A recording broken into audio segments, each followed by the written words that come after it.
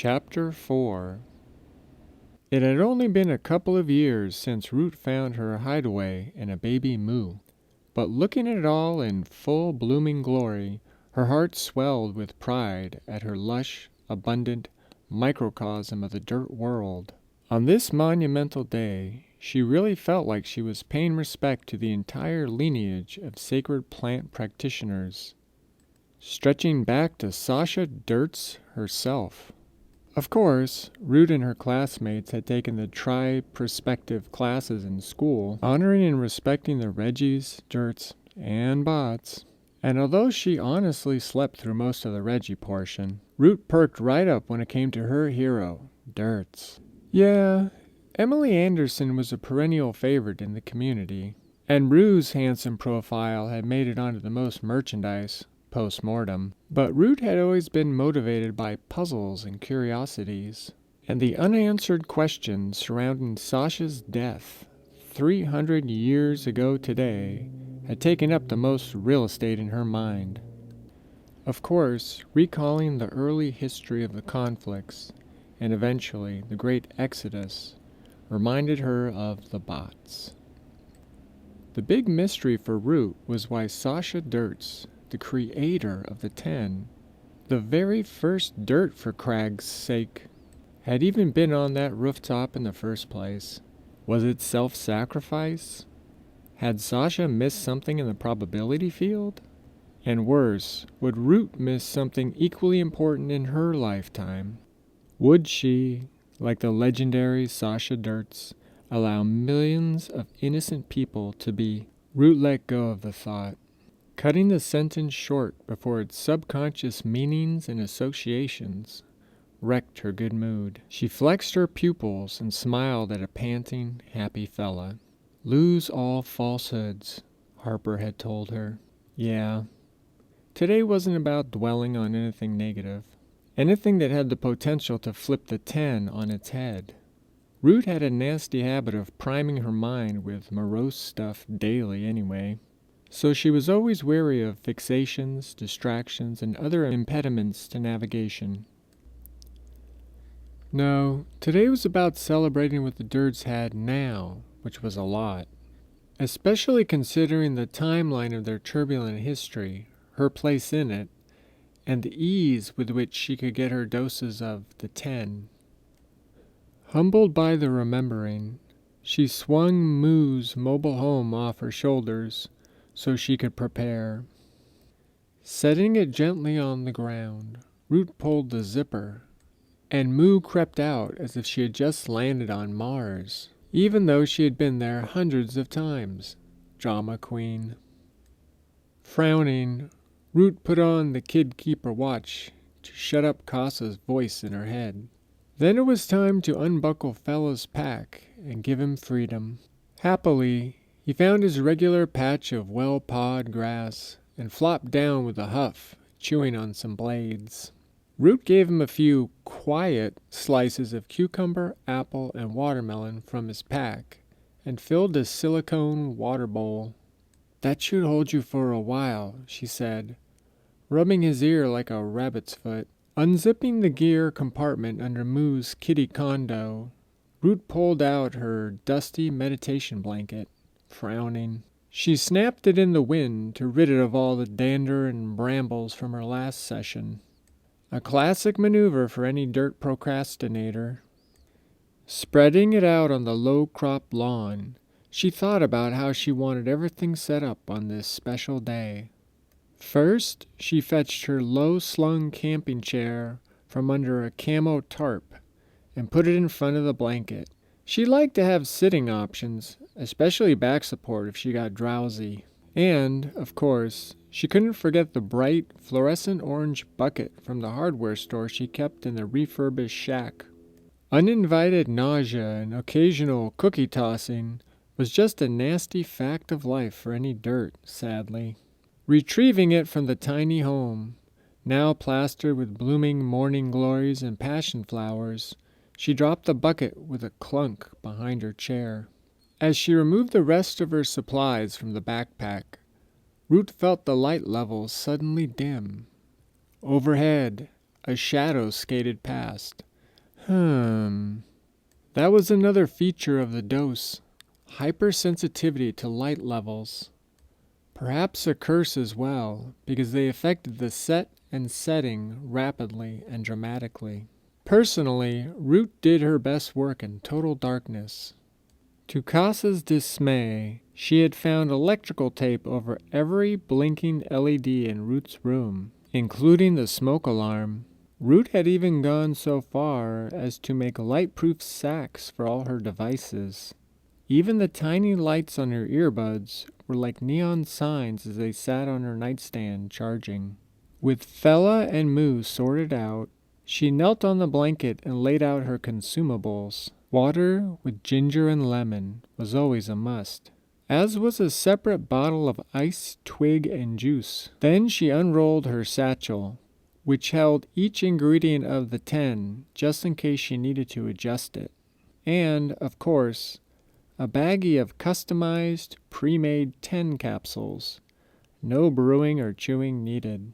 All of this was in addition to the 10 she wore all the time for school, traveling, and emergencies.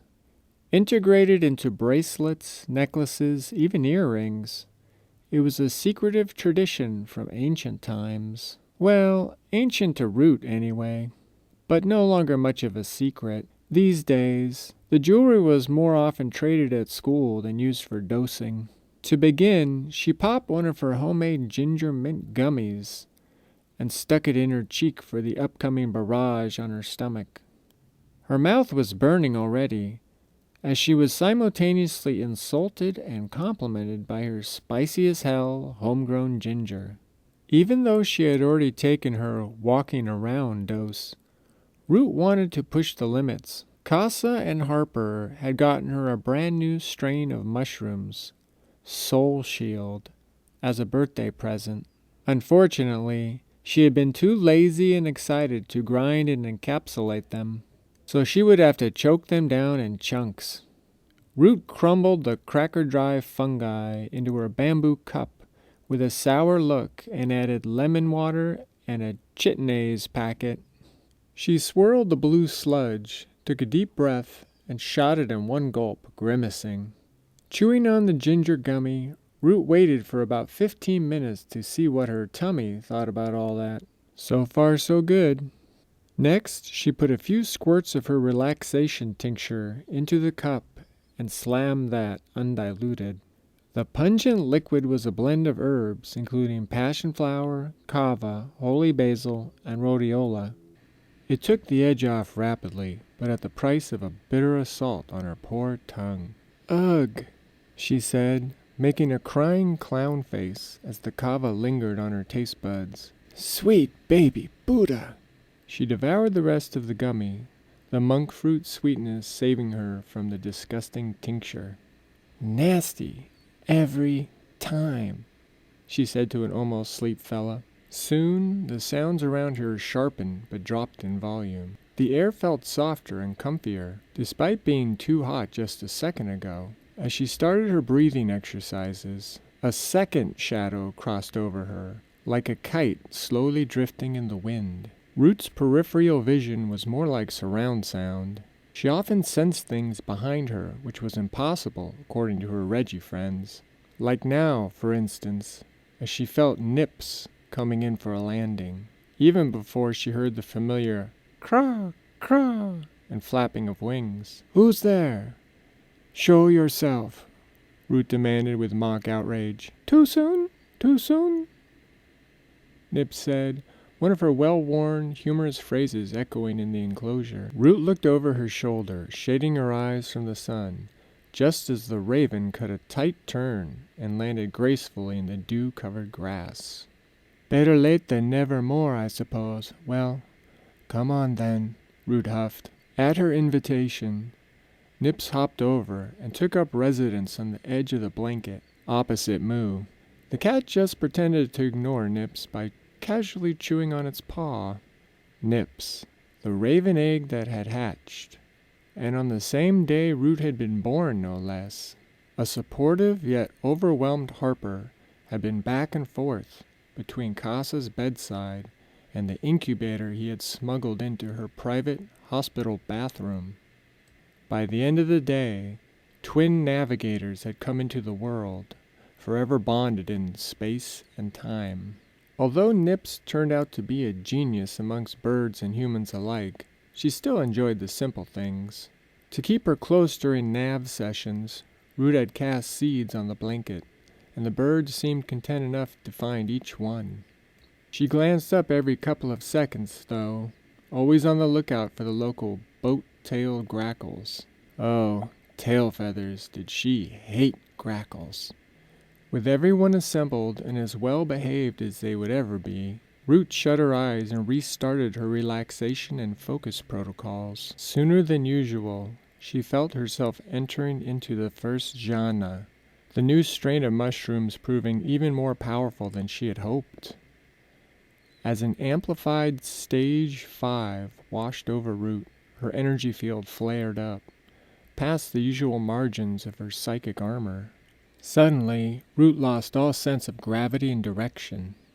Like falling into a Class 5 river, her mind was tumbled and perturbed by powerful waves of disoriented sensory perceptions. Then, she had her first time skip and was back, having lost about 15 minutes by her watch. Maybe the shrooms were too potent. Ah well, no turning back now. Comically, Fella let out a piggish snort as an errant moth tried to spelunk his right nostril. That guy could sleep through an avalanche, she thought, smiling. Root's stomach suddenly cramped, prompting her to grab a flat piece of freeze-dried mango, crunching and breathing deeply. She cautiously ate a few more ginger gummies and sipped her lemon water. It was just best practice for every navigator. Water, water, and then water. Oh, and water. Moo loped closer, drawn by Root's spiritual turmoil, and stretched in an ironic downward dog pose. Her tail flip-flopped back and forth like an angry pendulum. She knew it annoyed the hell out of Nips. "Filthy beast," Nips retorted, echoing one of Root's favorite sayings when any of them had to be washed or groomed. Practically a second job in a wild place like Florida. "All right, everybody shush up. I'm going deep today, so no bickering, babbling, or bitching. Don't make me paranoid, all right? I mean it. Get along," Root said. Then she gave all three of them the two-finger, "I'm watching you" gesture. Well, mostly Moo.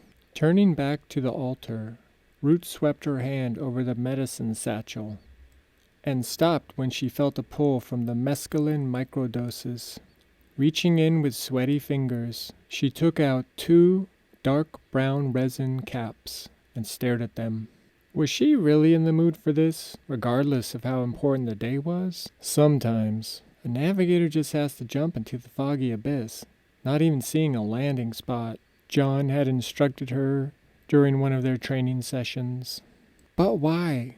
Why not just wait until the fog clears? Or throw a stone down first and count the seconds? Or because they just have to, he had replied, with a peculiar look of empathy in his deep, often troubled eyes. Even now, recalling the lesson, Root still didn't understand why he had said it. As she swallowed the pill anyway, her why question mingled with many others cropping up.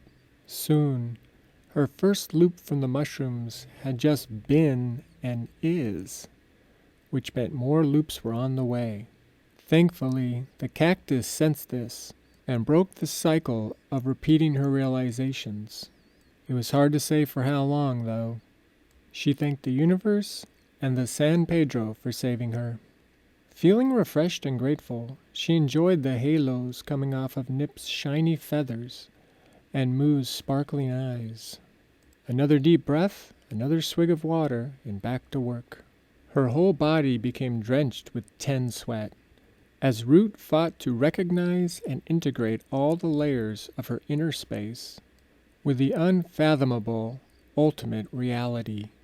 Fella swiveled his head to attention, awoken by the smell of the medicinal adjuncts wafting off her skin and clothes. He always knew which stage she was in or how heavy the dose was just from those smells.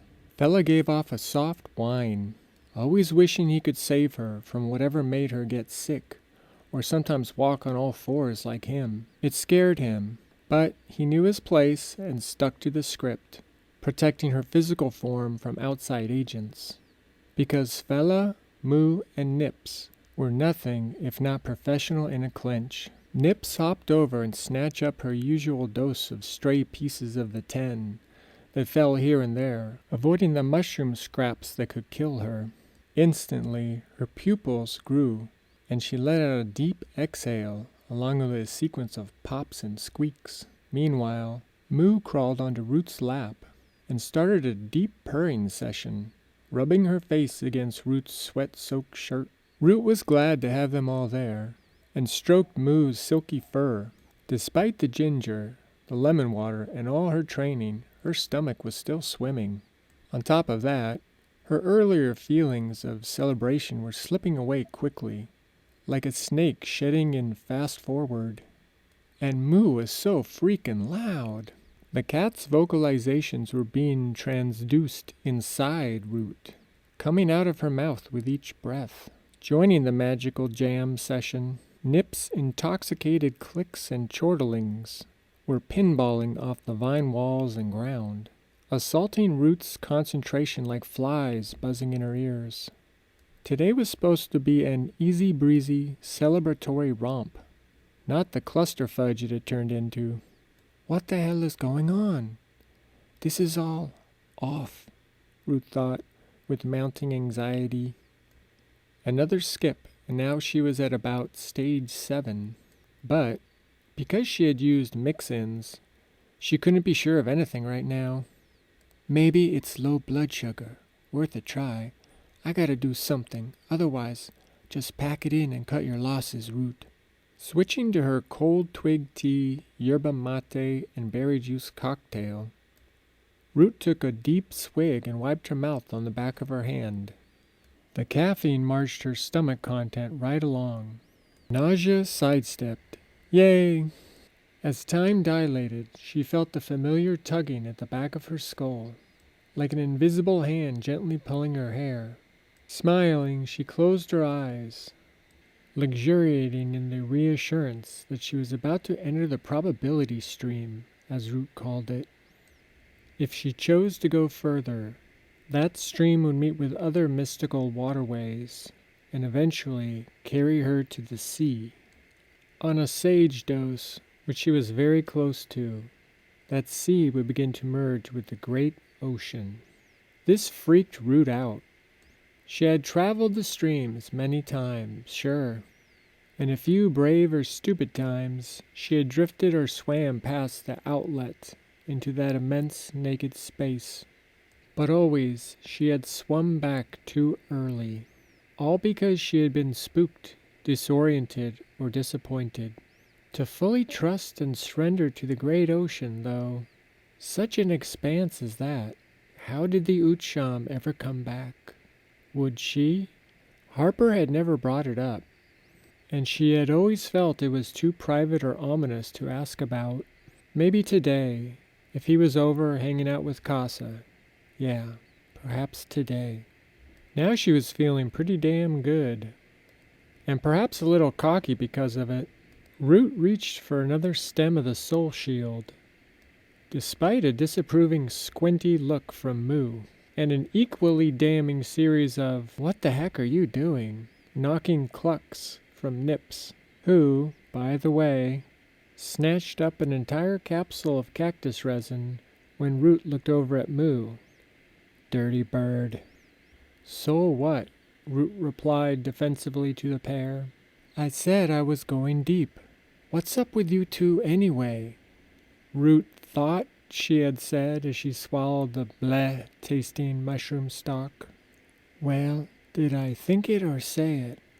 I thought it was... Well, did I? She had another skip, and with a panicked realization, Root sensed this was far worse than loops. She was trapped in a powerful, repetitive, mental turnstile. The shrooms were thinning out her ability to recognize the arrow of time. which would mean forgetting and remembering disjointed moments and memories over and over.